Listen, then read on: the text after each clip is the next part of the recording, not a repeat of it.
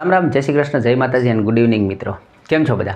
સરસ મજાનો વરસાદી માહોલ જે છે આખા ગુજરાતની અંદર છે. અત્યારે તો એલર્ટ જાહેર કરવામાં આવ્યું છે. એની સાથે સાથે આપણું જે ભણવાનું છે એ પણ આપણે એલર્ટની જેમ લઈએ, કારણ કે 3 તારીખથી એક્ઝામ જે છે એમ તો સ્ટાર્ટ થવાની ડેટ આપી છે. કદાચ આ વરસાદી માહોલમાં ડેટમાં ચેન્જીસ ના આવે તો આપણે તો એવું જ માનીએ કે ભાઈ 3 તારીખે એક્ઝામ જે છે એ શરૂ થવા જઈ રહ્યા છે. એમાં વિજ્ઞાનનો એક ટોપિક જે છે વિદ્યુત નામનું ચેપ્ટર આવે છે ધોરણ 10ની અંદર. એમાંથી આપણે એમ કહેવાય કે અચૂક પૂછાય એવું કંઈ ખરું તો કે હા, આ વસ્તુ છે એ પૂછાય જ.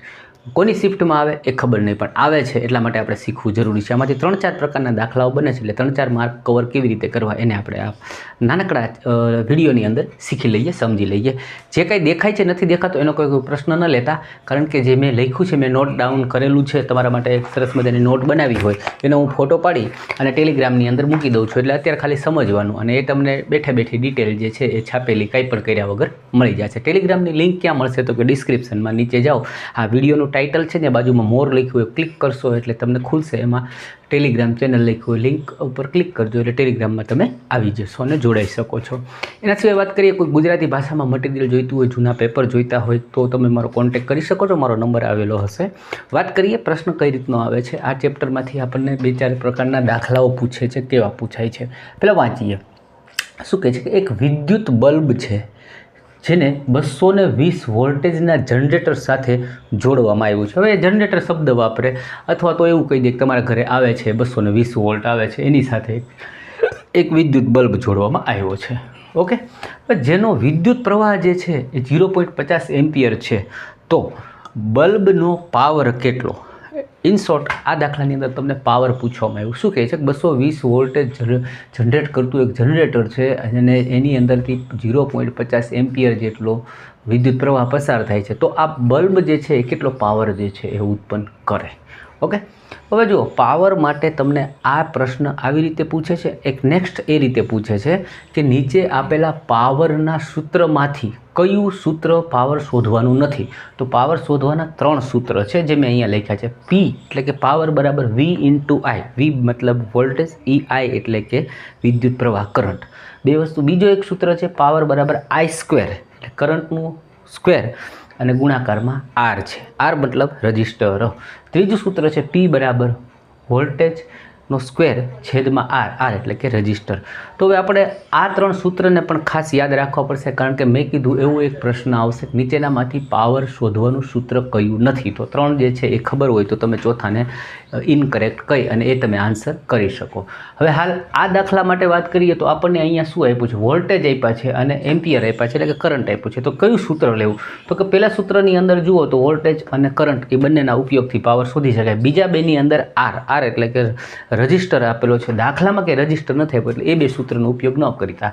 એકદમ નાનકડો, ખાલી સૂત્ર આવડે તો તમે આ દાખલો કરી શકો એવો પ્રશ્ન છે. ઓકે, વોલ્ટેજ આપણને જે છે એણે શું કીધું? 220 વોલ્ટેજ આપ્યા છે, એટલે Vની જગ્યાએ આપણે લખીશું 220. ઓકે, અને I એટલે આપણને શું આપ્યું છે? 0.50 એમ્પિયર. 50 એટલે કે અડધું છે. ઓકે, યા તો તમે 0.50 લખો અથવા તો અડધા છે ને આપણે 1/2 લખીએ, જેથી કરીને અહીંયા છેદ ઉડાડવામાં આપણને સરળતા રહીએ. ઓકે, તો 22 છે અને અહીંયા 2 છે એટલે કે 11, અને આ શૂન્ય મૂકીએ એટલે 110. તો અહીંયા આપણે આન્સર જે છે એ 110 આરામથી લાવી શક્યા. ઓકે, હવે બીજી વાત કરીએ કે પાવર જે છે એ 110 ખરા, પણ મપાય શેમાં? તો કે વોટ. એને W તરીકે દર્શાવવામાં આવે છે, વોલ્ટ નહીં, વોટ. WATT, vote. હવે એનો જ ઉપયોગ કરી અને એ વોટમાંથી તમને પાછો આ ટાઈપનો પ્રશ્ન મેં સિરીઝમાં લીધા કે આ પાવર ને વોટને સમજ્યા. હવે એના ઉપરથી બીજી ટાઈપનો પ્રશ્ન જે છે તમને કેવો પરીક્ષામાં આવે, એટલે આપણે સિરીઝમાં સમજતા જઈએ. અને આનાથી આ એવી રીતે. શું કહે છે? તો કે ભાઈ 400 વોટનું રેટિંગ ધરાવતું રેફ્રિજરેટર છે. દરેકના ઘરની અંદર રેફ્રિજરેટર હોય અથવા AC હોય.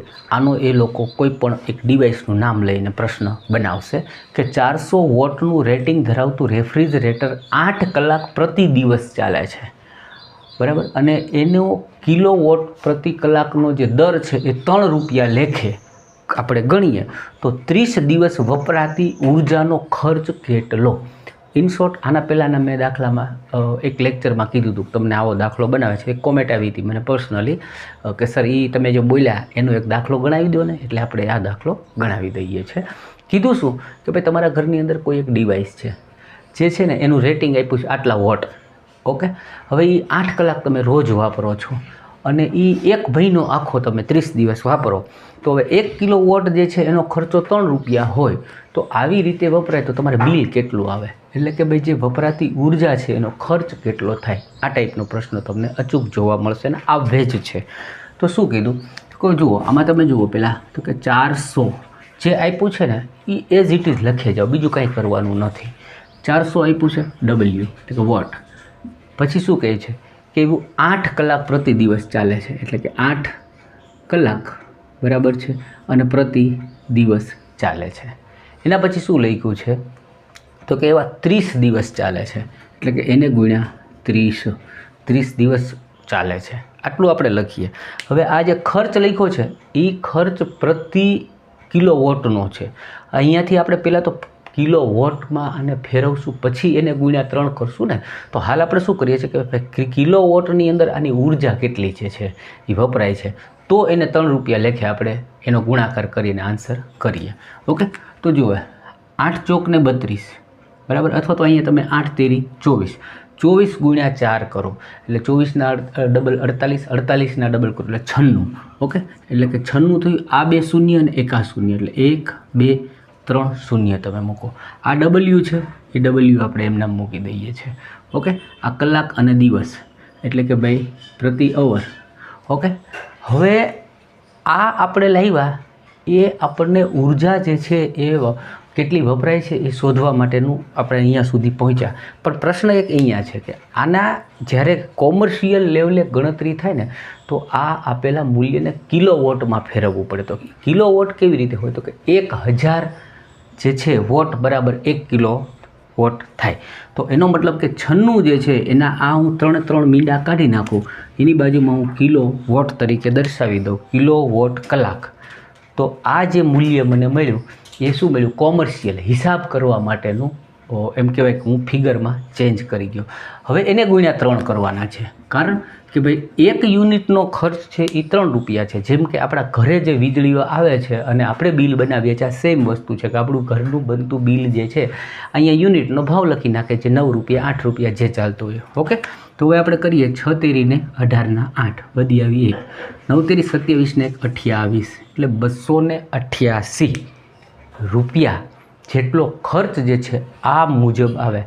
આ પ્રકારનો પ્રશ્ન દાખલો તમને અચૂક જોવા મળશે. હવે એના સિવાય હજી 2 વિદ્યુતમાંથી 2 પ્રશ્ન બને છે, એને અત્યારે લઈ લઈએ. એક તો તમને આવશે અવરોધ શોધવાનું.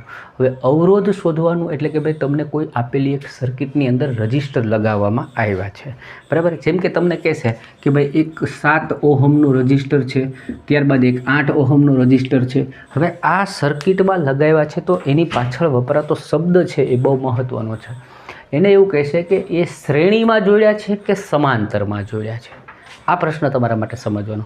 જો તમને એવું કહેવામાં આવે કે શ્રેણીમાં જોડવામાં આવ્યા છે અને પછી પૂછે કે તો આખા સર્કિટનો સમતુલ્ય કુલ અવરોધ કેટલો, ઓકે, તો સીધું તમારે શું કરી નાખવાનું, સરવાળો.